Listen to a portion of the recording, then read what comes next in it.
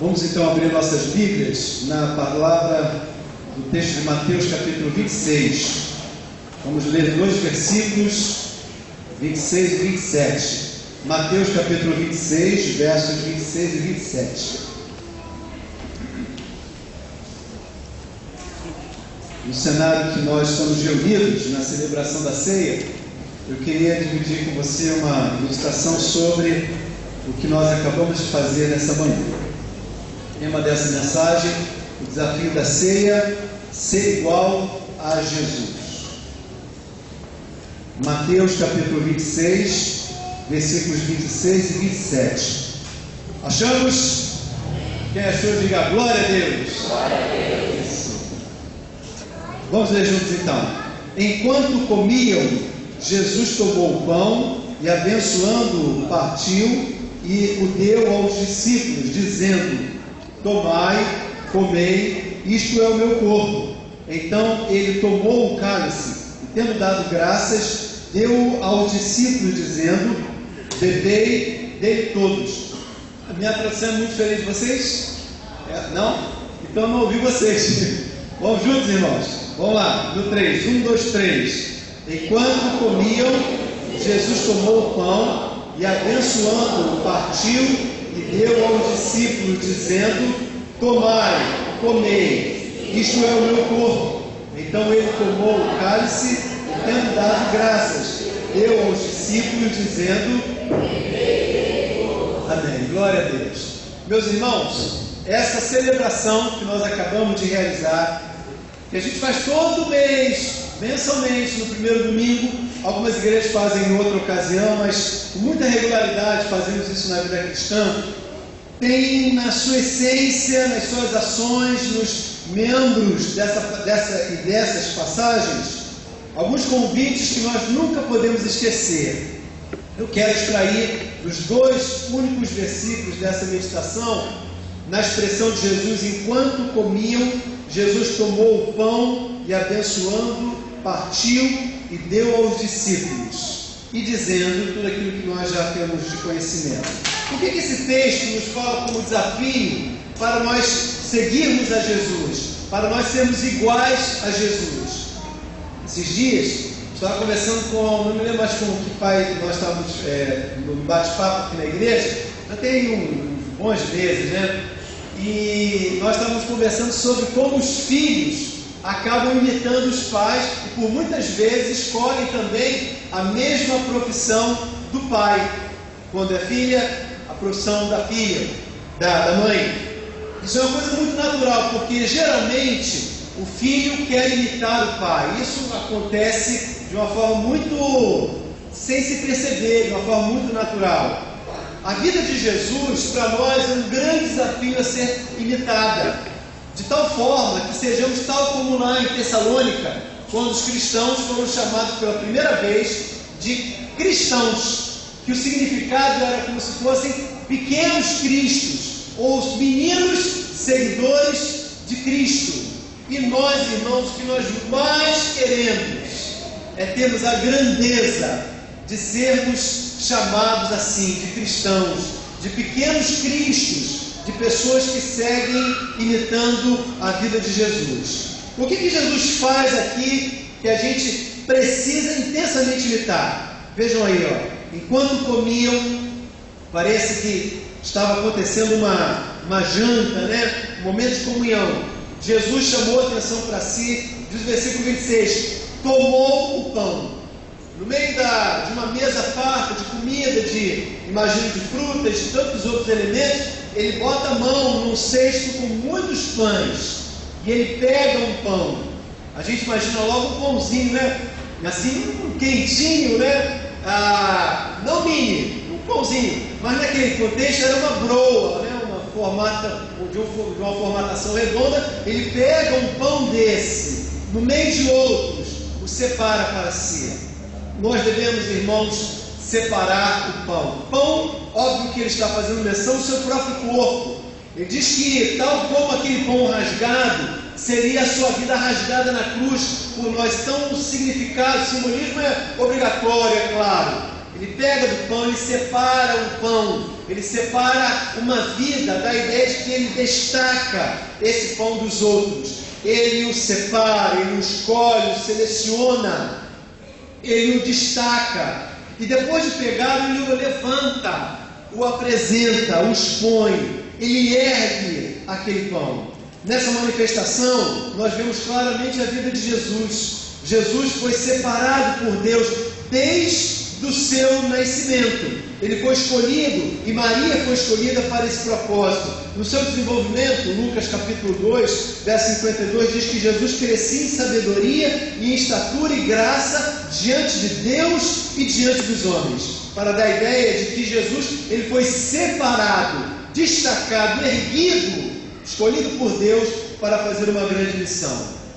A ceia está me lembrando que eu fui separado por Deus para fazer uma vida diferente e ser um referencial singular, distinto, inigualável no meio onde eu estou plantado. Eu quero ilustrar isso com uma coisa que aconteceu ontem à tarde.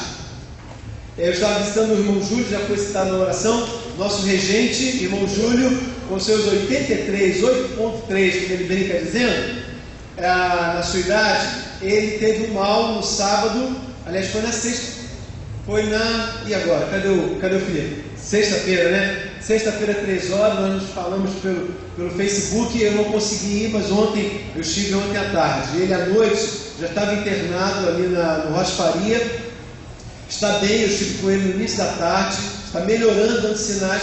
Ontem à noite voltei a falar com a sua filha, que estava acompanhando ele naquela ocasião. Infelizmente o Júlio está no Rocha Faria e os irmãos se imaginam como, né? No corredor, com uma maca adaptada a todas as situações que a gente já conhece bastante do nosso sistema público. Porém, está sendo bem tratado, toda a medicação necessária e está dando sinais de melhora. Mas o que eu quero chamar a atenção é que eu fui em oração pedindo: Senhor, abre as portas, vai movendo, vai abençoando a vida do Júlio. Quando eu vou entrando, irmãos, assim, na entrada principal de maior movimentação do hospital, dei de cara com um aluno aqui do seminário. A gente pensa, olha, que coincidência, né? Mas providência de Deus. O Edson Paz, nosso aluno aqui, ele é membro da Igreja Batista de Sião, ali em Campo Grande, perto do cemitério. Ele é genro do pastor daquela igreja lá, pastor Onéias, uma bênção, homem de Deus. E ele é cirurgião, chefe da CTI do hospital. E eu falei, é de Deus, né? Edson, aí nos cumprimentamos, etc.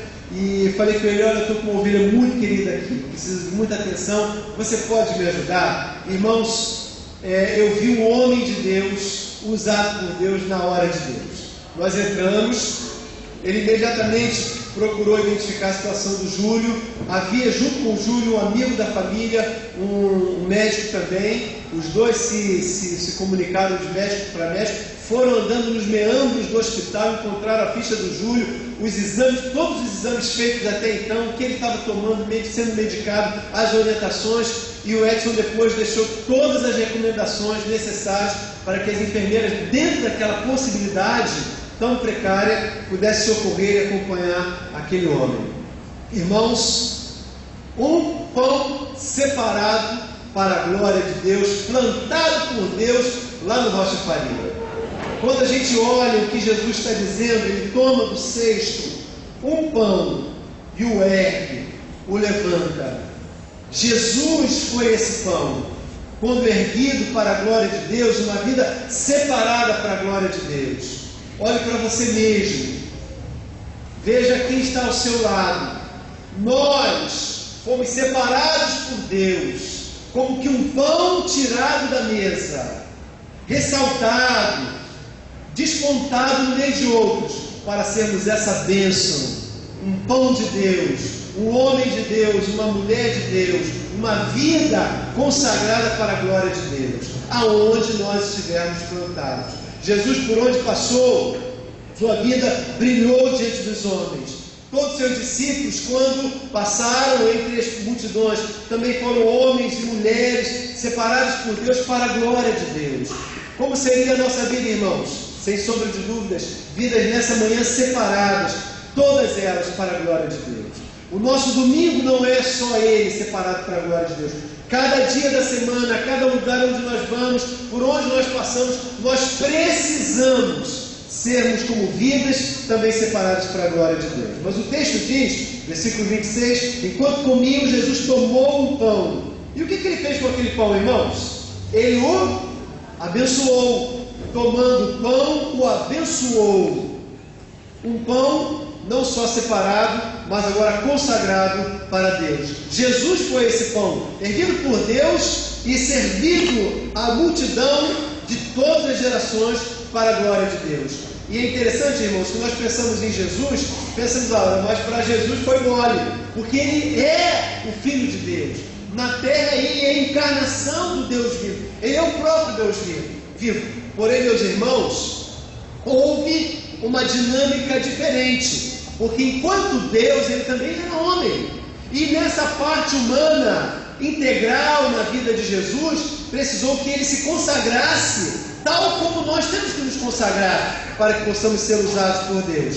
João 17, verso 19, ele diz: por eles me santifico a mim mesmo, para que estes também sejam santificados na verdade.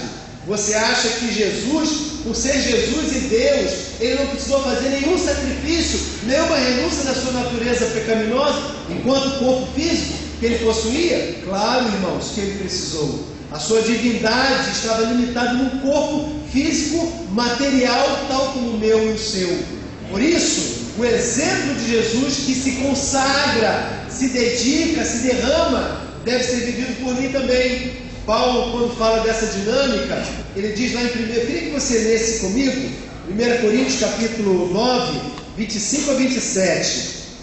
Na expressão que eu tenho aqui, irmãos, menciona sobre o esforço. Há uma comparação tal como que um atleta, um lutador, que se esforça para agradar, alcançar o seu alvo maior. Por isso, então, 1 Coríntios capítulo 9, 25, 26 a 27 diz: todo aquele que luta em tudo se domina, eles para alcançar uma coroa corruptível, nós porém a incorruptível. Portanto, corro, não como indeciso, combato, não como batendo no ar, antes subjugo o meu corpo e o reduzo à servidão, para que pregando aos outros, eu mesmo não venha de alguma maneira a ficar reprovado. O que Paulo está falando que ele faz com o seu próprio corpo? Ele o derruba, ele o limita, ele o subjuga, para que ele possa então governar o seu próprio corpo. E havendo sido usado por Deus, no fim do seu ministério, não venha a ser reprovado, por conta de não ter conseguido o seu alvo, através de subjugar o seu próprio corpo. Meus irmãos, esta ceia me lembra que eu sou um pão separado para a glória de Deus, mas que isso não basta. O fato de eu ter sido separado por Deus, você ter sido separado por Deus, não é o suficiente. Eu preciso agora consagrar essa vida, consagrar o meu corpo. E isso, irmãos, em todas as áreas da nossa vida. Em todas as áreas da nossa vida. Não só separado, não só consagrado, mas o texto lá de Mateus, capítulo 26, diz: tomou o pão, abençoou, e depois ele fez o que, irmãos? Ele tomou do pão, o abençoou e fez o que? Ele o partiu e deu aos seus discípulos. Fala-nos então de um pão partido, de uma vida voltada para servir, para doar-se ao outro. Jesus vivenciou o princípio de servir a Deus através do seu próximo. E nossa vida não pode ser de maneira diferente. Lá em João capítulo 12, versos 24 a 26, ele fala do dilema, do conflito que todos nós vivemos cotidianamente. Por um lado, nós queremos aproveitar ao máximo a vida. Por um lado, a gente quer realizar as nossas vontades, os nossos sonhos, os nossos grandes desejos, tanto físicos, emocionais, carnais. Mas há um dilema, irmãos, entre fazer a nossa vontade e realizar a vontade de Deus. João capítulo 12, 24 a 26 diz: em verdade vos digo que se o grão de trigo caindo da terra não morrer, fica só, mas se morrer, produz muito fruto. Quem ama a sua vida, perdê-la-á, mas quem odeia a sua vida neste mundo, guardá-la-á para a vida eterna. Aquele que me serve deve seguir-me, e onde eu estiver, ali estará também o meu servo. E se alguém me servir, meu Pai o honrará. O meu Pai o honrará. Sua vida, ela é para a glória de Deus. É para servir a Deus. E nós servimos a Deus através da pessoa que está perto de nós. Não necessariamente fazendo o que ela pede, mas fazendo aquilo que for necessário para a glória de Deus. Veja o que o texto está dizendo, irmãos.